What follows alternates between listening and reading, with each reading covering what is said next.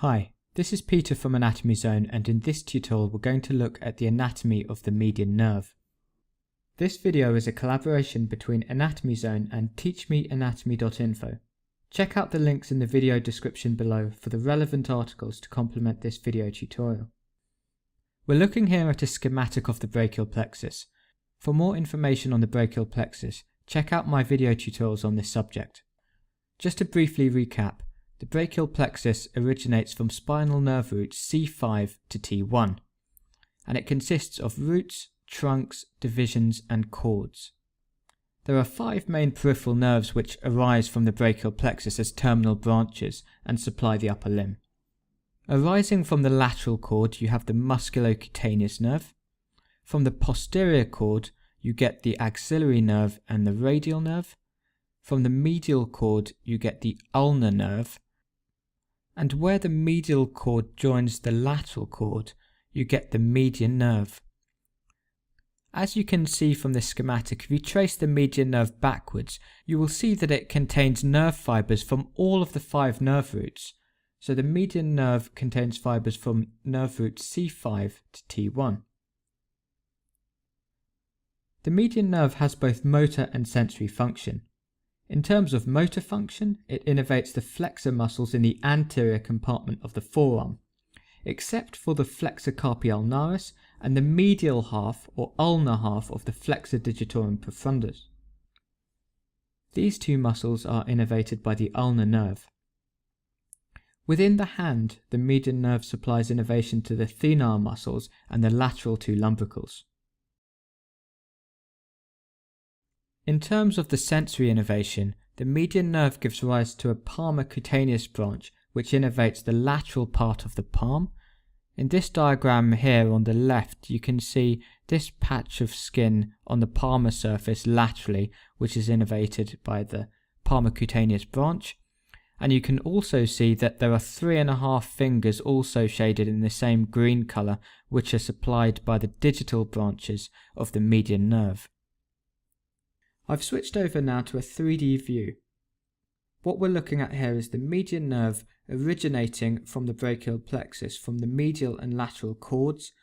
It's not shown very well in this model here, but initially the median nerve sits lateral to the brachial artery, and as it descends further proximally, it crosses over to become more medial and sits medial to the brachial artery.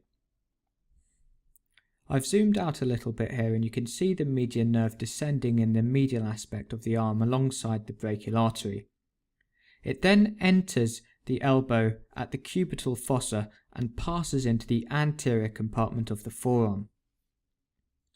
I've just moved the model a little bit more distally and we can see a closer view of the median nerve entering via the cubital fossa and entering into the anterior compartment of the forearm. Within the forearm, the median nerve travels between the flexor digitorum profundus muscle and the flexor digitorum superficialis muscle. There are 2 major branches which come off the median nerve in the forearm. Proximally, you've got the anterior interosseous nerve, and distally you've got the palmar cutaneous nerve. The anterior interosseous nerve supplies the deep flexor muscles of the anterior compartment of the arm. These muscles include the flexor pollicis longus, the pronator quadratus, and the lateral half of the flexor digitorum profundus muscle. The medial half or ulnar half of this muscle is innervated by the ulnar nerve. The median nerve directly innervates the muscles in the superficial and intermediate layers. In the superficial layer, it provides innervation to the pronator teres, the flexor carpi radialis, and the palmaris longus. The flexor carpi ulnaris muscle is innervated by the ulnar nerve. So essentially what you need to know is that the median nerve supplies all the muscles of the anterior compartment of the forearm except the medial half of the flexor digitorum profundus and the flexor carpi ulnaris, which are innervated by the ulnar nerve. Now moving to a more distal view of the hand and the wrist, the second nerve which arises in the forearm from the median nerve is the palmar cutaneous nerve. You can see this here highlighted in green, and it passes over the flexor retinaculum. This nerve innervates the skin of the lateral palm. I've just made the flexor retinaculum transparent, and you can see the median nerve passing underneath the flexor retinaculum within the carpal tunnel. Within the carpal tunnel, the median nerve can get compressed, causing carpal tunnel syndrome. This is the most common mononeuropathy and can be caused by thickened ligaments and tendon sheaths. There are several medical causes for carpal tunnel syndrome, but it's most commonly idiopathic. At its most extreme, when untreated, carpal tunnel syndrome can cause weakness and atrophy of the thenar muscles. In addition, you get numbness, tingling, and sensory changes in the distribution of the median nerve, affecting the lateral 3.5 digits. Because the palmar cutaneous branch of the median nerve passes over the flexor retinaculum, you get sparing of the sensation to the lateral aspect of the palm in carpal tunnel syndrome. The median nerve then enters the hand after passing through the carpal tunnel and divides into a recurrent branch, which you can see highlighted in blue, and it also divides into common palmar digital branches.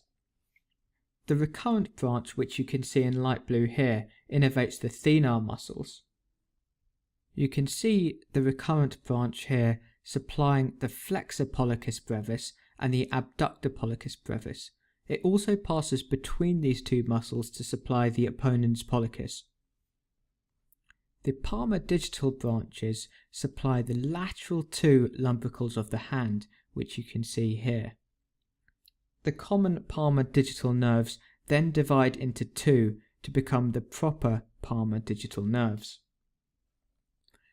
You can see how the palmar digital nerves supply the lateral 3.5 digits.